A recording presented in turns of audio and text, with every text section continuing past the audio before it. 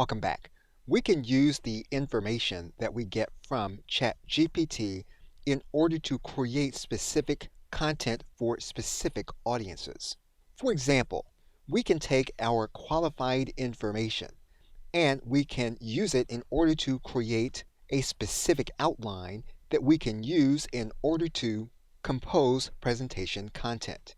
For example, assuming that we were to give ChatGPT a specific command in order to give us an outline of some of the information that we have produced. And we would then give ChatGPT the commands that we want it to undertake. Once we have the content that has been generated by ChatGPT, we can then look for references. One of the things that we don't know is whether the information that we have is accurate. And so what we need to do is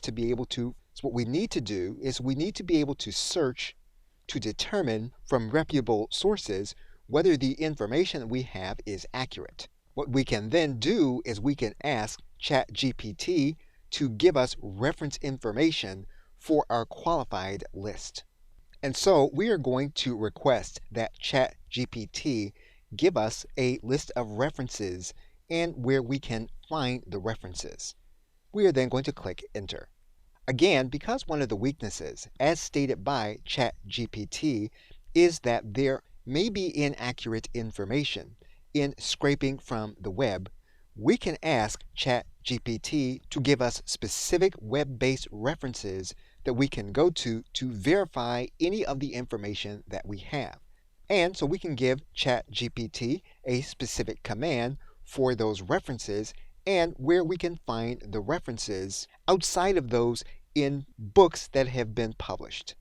And so we are going to use our list and we are going to ask ChatGPT to give us a list of web-based references.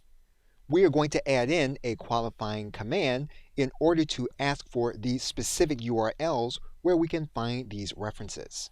And so once we have written our command, we can then click Enter. So basically what we have now done is we have now created a system of references for the information that we have asked ChatGPT in order to retrieve for us. We have also mitigated the weakness of ChatGPT in seeking out these references. In another video, we will undertake the process of citation for your idea and research process. Okay, so with that, thanks, and I will see you in another video.